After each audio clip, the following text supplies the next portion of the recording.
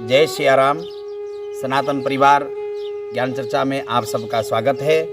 नित्य प्रतिदिन की भांति आज भी हम लोग सत्संग में बैठे हुए हैं। आज समाज को देखते हुए, समाज में लोगों की विकृतियों को, वैमनस्यताओं को, विचारधाराओं को देखते हुए कई दिनों से एक बात ख्याल में आ रहा था कि लोग आज कितने स्वार्थी होते जा रहे हैं। उनका जो विचार है, उनका जो सोच है, कितना संकीर्ण होता जा रहा है। लोग केवल अपने तक ही सीमित रह रहे हैं, केवल अपना ही देख रहे हैं। लोगों को किसी का फिक्र ही नहीं, किसी का चिंता ही नहीं। अरे नहीं, यदि संसार में आप सब कुछ पाना चाहते हो तो ये स्वार्थ भाव को छोड़कर परमार्थ भाव में चलो। परमार्थ के मार्ग में चलोगे तो आपके जीवन में किसी चीज की कमी नहीं रहेगी। एक बार क्या हुआ, एक गांव में माँ और बेटी रहते, बहुत गरीब थे। माँ बिचारी गांव में लोगों के यहाँ काम करके अपने बच्चे को पाल पोस कर बड़ा किया उसने। उसके मन में कई बार यह चिंता होता कि मैं इतनी गरीब हूँ, मेरा आगे क्या होगा। बच्चा बड़ा होता जा रहा है, इसका शादी भी कराना है, विवाह भी कराना है, अब ये सब कैसे होंगे। एक दिन क्या हुआ, उसे मालूम पड़ा कि पास में कहीं दूर में एक जंगल में बहुत पहुंचे हुए संत, ऊंचे कोटि के महात्मा आए हुए थे।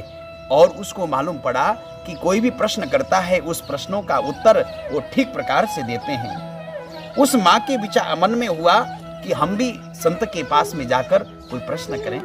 उसने अपने बच्चे को पास में बुलाया, कहा बेटा, हमने सुना है कि बहुत ऊंचे कोटि के महात्मा उस फलाने जंगल में आकर बैठे हुए हैं, उस महात्मा के पास में जाओ। उस बच्चे ने कहा, माँ, महात्मा के पास में जाने से क्या होगा। कहा बेटा देख, हमारी स्थिति ऐसी है। कहा माँ, कोई बात नहीं, क्या महात्मा हमें धन देंगे, हमारी गरीबी को मिटा पाएंगे। अरे हम जैसे हैं उसी में ठीक है माँ, ये सब छोड़। उस माँ ने कहा, नहीं बेटा, साधु ते होई न कार जहानी। साधुओं के पास में जाने से कोई हानि नहीं है, नहीं होता। इसीलिए मेरे मन में एक विश्वास है, मुझे लग रहा है कि अवश्य ही हमारी समस्या का समाधान महात्मा जी करेंगे।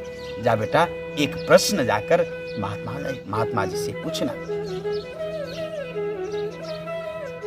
कहा माँ, क्या हमारे प्रश्नों का निदान महात्मा जी कर पाएंगे। हमारी इस गरीबी को, हमारी इस दरिद्रता को क्या वो महात्मा किसी उपाय से खत्म कर पाएंगे। माँ ने कहा कि नहीं, संत दरस जिमी पात कटरही। कहा बेटा, ऐसा कहते हैं संत महात्मा, धर्म ग्रंथ में लिखा हुआ है कि यदि साधु का दर्शन भी हो जाए तो अनेक जन्मों का पाप कट जाता है। न जाने कौन से जन्म के पाप से हमें इस जन्म में यह गरीबी देखना पड़ रहा है। बेटा, उन महात्मा से जाकर एक प्रश्न करना कि क्या महात्मा जी, हमारे जीवन में दुख खत्म होगा, क्या हमारी गरीबी मिटेगी। क्या ठीक है माँ।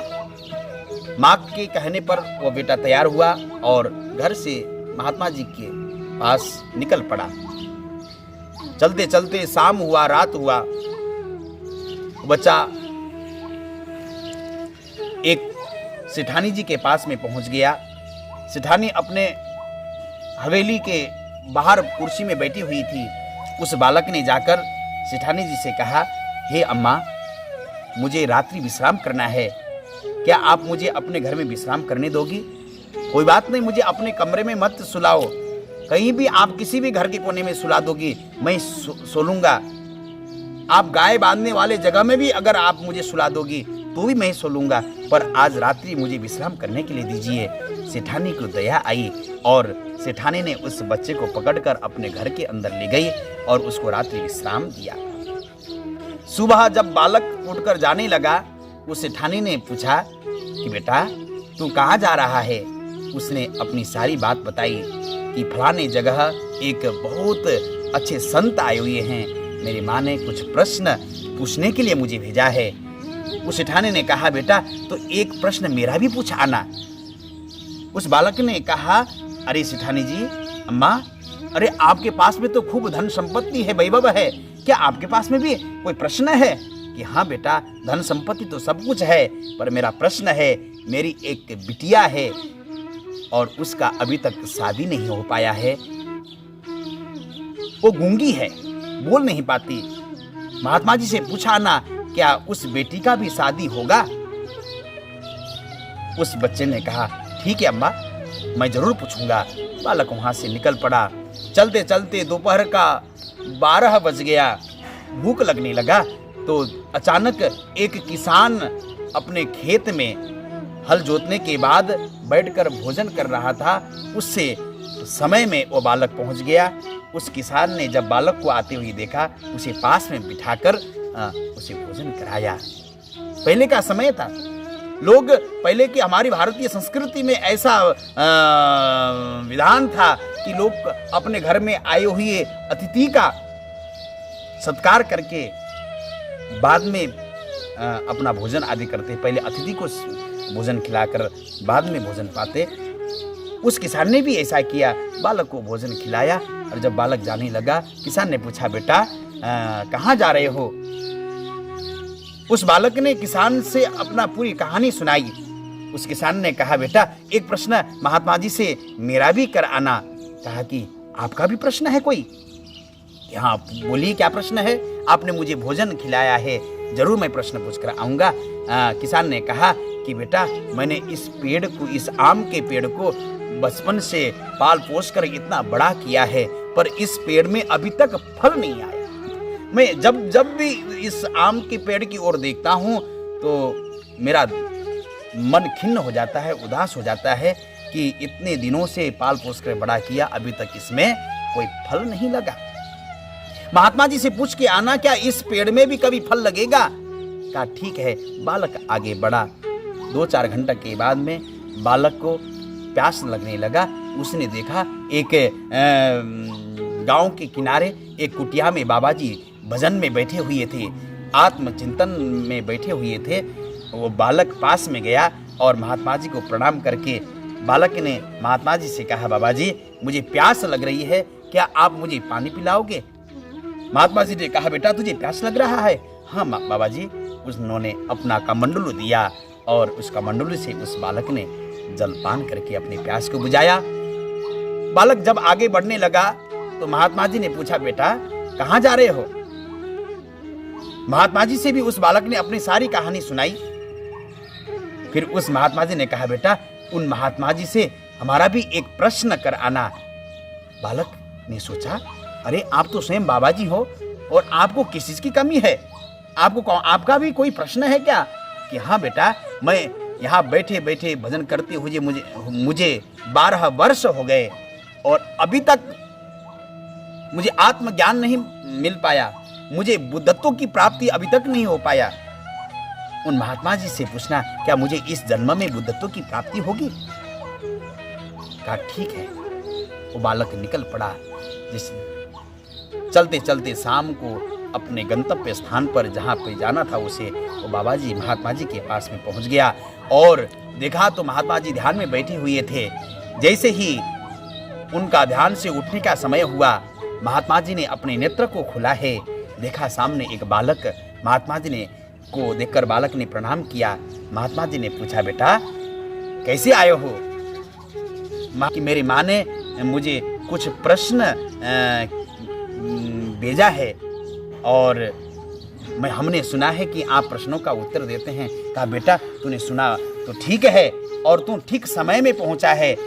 मैं भजन करके ध्यान से जब उठता हूं तभी मैं प्रश्नों का उत्तर देता हूं, पर मेरा एक शर्त है, मैं केवल एक बार में, एक दिन में केवल 3 प्रश्नों का ही उत्तर देता हूं। वो बालक असमंजस में पड़ गया।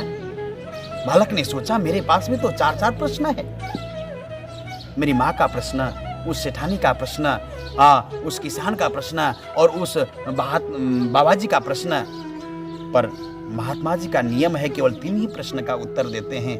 अब मैं कौन सा प्रश्न को छोड़ूं? अगर बाबा जी के प्रश्न को छोड़ता हूं तो बाबा जी ने तो आत्मज्ञान के लिए पूछा है, उनका प्रश्न कैसे छोड़ूं? उन्होंने मुझे पानी जल पान कराया। अगर किसान के प्रश्न को छोड़ता हूं तो नहीं, किसान के प्रश्न को मैं कैसे छोड़ सकता हूं? अरे उन्होंने मुझे भोजन कराया, वो तो अन्नदाता हैं। वो जब खेती करते हैं, धन पैदा होता है, अन्न पैदा होता है, तब सभी लोग का गुजारा चलता है। नहीं, मैं किसान के प्रश्न को कैसे छोड़ सकता हूं? बारी आई सेठानी जी का, कहा कि सेठानी जी के प्रश्न को छोड़ो कि नहीं, सेठानी ने मुझे रात्रि विश्राम के लिए जगह दिया है, मुझे माँ की तरह उसने रात्रि को विश्राम दिया, सुलाया। नहीं, अरे उसने अपनी बिटिया के लिए ही तो प्रश्न किया है। अब रही स्वयं की खुद की उसकी माँ, अरे उसी माँ ने तो प्रश्न के लिए भेजा है, पर उस माँ के प्रश्न को मैं कैसे छोड़ सकता हूं? बाबा जी ने कहा, बेटा जल्दी से 3 प्रश्नों को करो, नहीं तो मेरा फिर ध्यान में बैठने का समय हो चुका है, मैं ध्यान में बैठ जाऊंगा। तब उस बालक ने 3 प्रश्न किए और प्रश्न को करके वापस लौट कर आया। मार्ग में पहले बाबा जी मिले। बाबा जी ने कहा कि बेटा क्या बाबा जी इस महात्मा जी से मेरा प्रश्न पूछकर आया, क्या मुझे बुद्धत्व की प्राप्ति होगी? उस बालक ने कहा, हाँ बाबा जी, आपको इसी वक्त और इसी जन्म में, इसी समय में आपको बुद्धत्व की प्राप्ति हो जाएगी। तो कब कैसे प्राप्त होगा?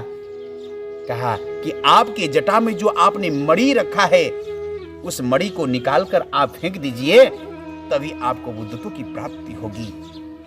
हाँ, बाबा जी को भजन करते करते 12 वर्ष हो गया था, पर उनका ध्यान भगवान में नहीं लग पाता। जब भी ध्यान में बैठते तो उनको मणि दिखता, वो अमूल्य मणि पर उनका ध्यान जाता, इसलिए उनका ध्यान एक चित्त नहीं हो पा रहा था, एकाग्र नहीं हो पा रहा था, इसीलिए उनको बुद्धत्व की प्राप्ति नहीं हो पाई थी। और महात्मा के आज आंख खुल गए, उन्होंने अपनी जटा से उस मणि को निकाला है और मणि को निकालकर सोचा कि इसी मणि के कारण मुझे इतने दिनों तक बुद्धत्व की प्राप्ति नहीं हो पाई, अब ये मणि मैं नहीं रखूंगा। कहा किसको दूं? कि इसी बालक की वजह से मेरे आज आंख खुले हैं, मुझे ज्ञान प्राप्त हुआ है। कहा बेटा इस मणि को तू ले जा। उस बालक ने कहा, महात्मा जी ये अमूल्य मणि मैं क्या करूंगा, मैं तो गरीब घर का बच्चा हूं, मुझे ये नहीं चाहिए। उस महात्मा ने कहा, बेटा तू ही रख ले, तूने मुझे ज्ञान प्रदान किया है, ये दक्षिणा स्वरूप ही तू समझ ले, तू ही रख ले। बालक उस मणि को लेकर आगे चला। मार्ग में किसान मिला। किसान ने कहा, बेटा तूने मेरे प्रश्न को पूछा? कहा हाँ। क्या मेरे इस पेड़ में फल लगेंगे? कहा कि जरूर लगेंगे, पर आपके पेड़ के नीचे कोई कुछ गड़ा हुआ है, जिसके वजह से आपके पेड़ का जड़ पूरी तरह से फैल नहीं पा रहा है, जिसके कारण आपके लगाए हुए पेड़ में फल नहीं लग पा रहा है। जैसे ही महात्मा ने करे उस किसान ने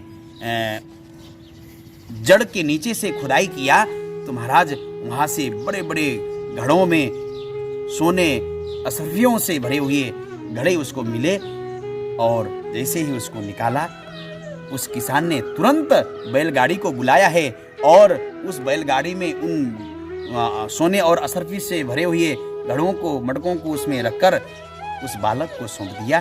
कहा बालक बेटा तू इसको ले जा। उस बालक ने कहा, अरे ये तो आपके खेत से निकला हुआ है, ये तो आपका धन है, इसमें आपका अधिकार है, मैं इसको कैसे ले जा सकता हूँ? नहीं, मैं तो गरीब हूँ, मुझे ये सब नहीं चाहिए। उस किसान ने कहा कि बेटा मैं इन सोने और असरफियों का मैं क्या करूँगा? अरे मेरा धन तो ये खेत है, ये अनाज है, ये फल वृक्ष है। अगर इस वृक्षों में फल लगेंगे, मेरे खेत में अनाज होगा, तो मैं तो हमेशा के लिए माला माल हो जाऊंगा। बालक उसको बैलगाड़ी में लेकर चल पड़ा। अब आई सेठानी का घर। सेठानी जी ने देखा कि ये बालक जब यहाँ से निकला था तो पैदल जा रहा था और ये बैलगाड़ी में बैठकर आ रहा है साधन के साथ में। सेठानी ने कहा, बेटा ये सब क्या है? उस बालक ने कहा, मुझे ही भी पता नहीं, ये तो प्रभु की माया है। सेठानी ने कहा, बेटा मेरे प्रश्नों को पूछा, बाबा जी ने कुछ उत्तर दिया, क्या मेरी बिटिया का विवाह होगा? कहा हाँ, इसी जन्म में आपकी बिटिया का विवाह जरूर होगा। कैसे होगा? कहा कि जिस पुरुष को देखते ही तुम्हारी बिटिया का आवाज निकल जाए तो उसी पुरुष के साथ में तुम्हारा विवाह होगा। उसी समय में क्या हुआ, उसकी बिटिया घर से अंदर से दौड़ते हुई आई। अचानक उस बालक को देखकर, उसके सौंदर्य को देखकर उस लड़की का आवाज निकल गया और वो बोल पड़ी और कहने लगी कि माँ, मुझे आवाज मिल गया, मैं बोलने लगी हूँ। उसको आश्चर्य हुआ। उस सेठानी ने कहा अब मेरा कल्याण हो गया, बन गया काम। और तुरंत ही उसी लड़के के साथ में उस सेठानी ने बढ़िया ठाट बाट से शादी करके उसको विदाई किया है। खूब दहेज दिया है और महाराज सोने मोहरे मड़ियों को लेकर वो अपने माँ के पास में पहुंच गया। जब माँ के पास में पहुंचा तो उस बेचारी गरीब माँ, उस बुढ़िया ने अपने बेटे को पहचान नहीं पाया। कहा कि आप कौन? उस बेटे ने माँ के चरणों में प्रणाम किया। कहा माँ, मैं आपका बेटा हूं।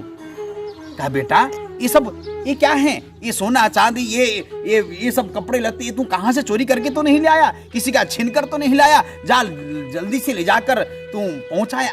हम जिसमें हैं उसी में हम खुश हैं बेटा, दूसरे का धन हमें नहीं चाहिए। क्या मेरे प्रश्न को तू महात्मा जी से पूछकर आया? वो बालक कहने लगा माँ, मैं आपके प्रश्न का तो महात्मा जी से पूछ नहीं पाया, पर तेरे द्वारा दिए हुए ये संस्कार, आज मैं उसका उत्तर साथ में लेकर आया। उस माँ ने कहा कि बेटा बात क्या हुआ, बता तो सही, सारी बातें, सारी कहानी तो सुना। वो सारी कहानी को सुनाने लगा। 4 प्रश्न मेरे पास में हो गए और महात्मा जी का शर्त था केवल 3 प्रश्न का उत्तर देने का। तो मैंने सोचा मैं किसके प्रश्नों को छोड़ूं? उधर बाबा जी का, उधर किसान का, या सेठानी जी का, या मेरी माँ का प्रश्न को छोड़ूं? मेरे मन में आपके दिए हुए वो संस्कार जाग उठा और मैंने सोचा कि लोग तो अपने लिए जीते हैं, पर और जो जीना तो उसको कहते हैं जो दूसरे के लिए जिया जाता है। मैंने इसीलिए कहा माँ, तेरे प्रश्न को नहीं पूछा और उन तीनों के प्रश्नों को पूछा जो आज परमार्थ के कारण आज मुझे सब कुछ मिल गया। ये सब उसी का उत्तर है। मेरे प्यारे भाई बंधुओं, जो परमार्थ के लिए जीता है, जो दूसरे के लिए जिया करते हैं, उसके जीवन में किसी चीज की कमी कभी नहीं रहता। इसीलिए परमार्थ में जियो, अपने तक सीमित मत रहो। आपके पास में जो कुछ है वो दूसरे को खिलाकर बाद में आप उसका भोग करने का आप धारणा बनाओ। जिस दिन आपके पास में ये धारणा हो जाएगा कि मेरे पास में कमाया हुआ जो भी संपत्ति है, इसमें केवल मेरा ही अधिकार नहीं, इसमें न जाने कितनों का अधिकार है, आप पहले दूसरे के सेवा करके और जो बचा हुआ प्रसादी रूप में बचे उससे आप अगर ग्रहण करोगे, जैसा खाओगे अन्न वैसा होगा मन। और महाराज जैसा कमाओगे धन फिर वैसा होगा मन। मेरे प्यारे, परमार्थ से जियो, दूसरे की सेवा में करो। सेवा से बढ़कर इस संसार में कुछ भी नहीं है। पुण्य परोपकाराय पुण्याय पापाय परपीडनम। परोपकार ही पुण्य का मार्ग है। अरे तरुवर सरुवर संत जन चौथा वर्षे मेह परमार्थ के कारजे चारो धरे देह। सभी ने परमार्थ के लिए शरीर धारण किया है। इसीलिए आप इन वृक्षों को देखो, इन नदियों को देखो, इन संतों को देखो और ये मेघ को देखो, ये कभी किसी का से पक्षपात नहीं करते। परमार्थ के लिए निरंतर ये अपने समय में अपना जो है सुख दूसरे को लुटाकर आनंदित होते हैं। जीवन में अगर परमार्थ होगा तो आपका जीवन आनंदमय हो जाएगा। इसीलिए सभी से मेरा निवेदन है, परमार्थ में जिए। जिसका जीवन परमार्थ में होगा उसके जीवन के सारे स्वार्थ अपने आप पूरे हो जाएंगे। परमार्थ में ही स्वार्थ छुपा हुआ रहता है। जय श्री राम।